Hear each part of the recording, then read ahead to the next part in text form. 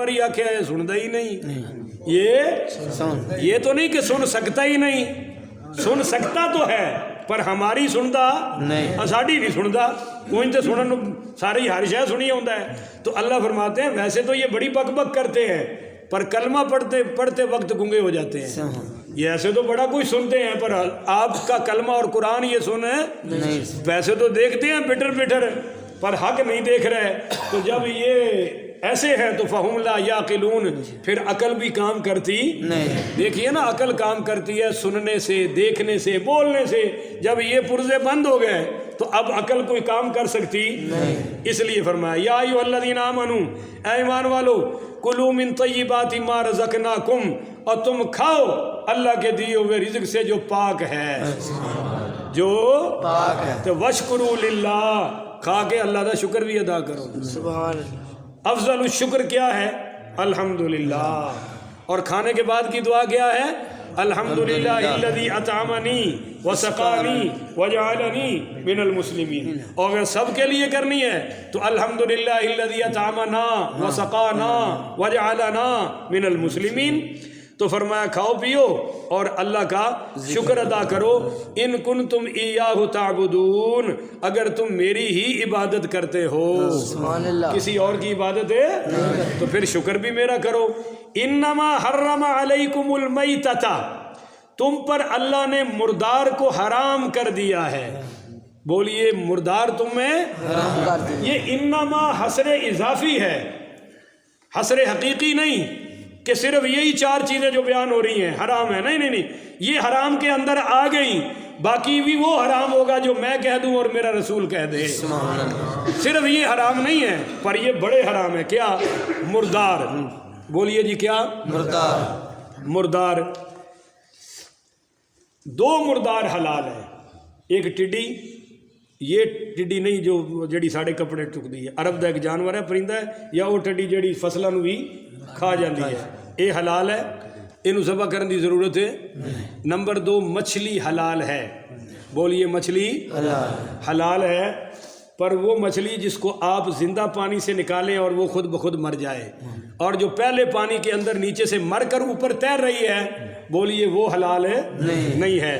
تو جو چیز اچھا اس کے علاوہ بکرا اگر خود بخود مر جائے، بھینس مر جائے، اونٹ مر جائے، گائے مر جائے تو وہ بھی مردہ اگر بغیر ذبح کے ہوئی ہے تو پھر حلال نہیں۔ ہر وہ جانور جو ذبح کرنے سے حلال ہوتا ہے اگر وہ خود بخود مر جائے تو بولیے وہ حلال نہیں ہے۔ ایک طریقہ اور ہے، اس کو غور سے سمجھ لیں، وہ ہے شکار۔ وہ کیا ہے جی؟ شکار۔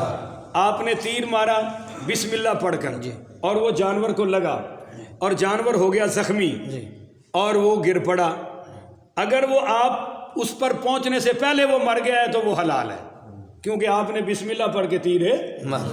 آپ نے کتا چھوڑا، شکاری کتا، اور وہ اس نے پکڑا شکار کو اور شکار ہو گیا زخمی، بولیے شکار ہو گیا۔ اگر آپ کو وہ زندہ مل گیا ہے تو ذبح کرنا پڑے گا، آپ کے ہاتھ میں زندہ آ گیا، آپ نے ذبح نہیں کیا تو وہ بھی حرام ہے۔ پر اگر کتے نے اس کو دانت مارے اور زخمی ہو کر گر پڑا اور آپ دوڑ کے پہنچے، آپ کے پہنچنے سے پہلے اگر وہ مر گیا تو پھر حلال نہیں ہے۔ یہی حکم ہے تیر کا، یہی حکم ہے کتے کا، اور یہی وہ اگر آپ کسی اور جانور کو سکھائیں اور وہ شکار کرے تو یہ مردہ پہلے اگر مر جائے تو بھی حلال ہے۔ بولیے حلال ہے۔ باقی کوئی جانور بھی مرا ہوا حلال ہے نہیں۔ تو آپ پر کیا چیز ہے جی؟ مردہ حرام ہے، بولیے مردار حرام ہے۔ دوسرا والدم، خون حرام ہے، بولیے خون حرام ہے۔ اب اس کی تصریح آ رہی ہے آگے کہ کون سا خون حرام ہے، تو فرمایا وہ خون جو بہتا ہوا ہے، جو خون مثال کے طور پر آپ ذبح کر رہے ہیں بکرا، اس سے جو خون بہہ رہا ہے وہ حرام ہے، بولیے وہ کیا ہے؟ حرام۔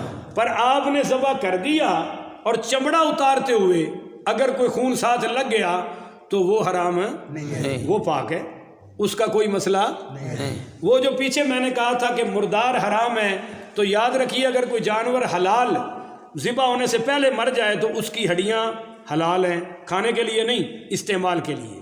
کس کے لیے؟ استعمال۔ اس کے بال بھی حلال ہے، اس کی کھال بھی مگر اس مردار کی چربی حلال نہیں. بولیے چربی حلال.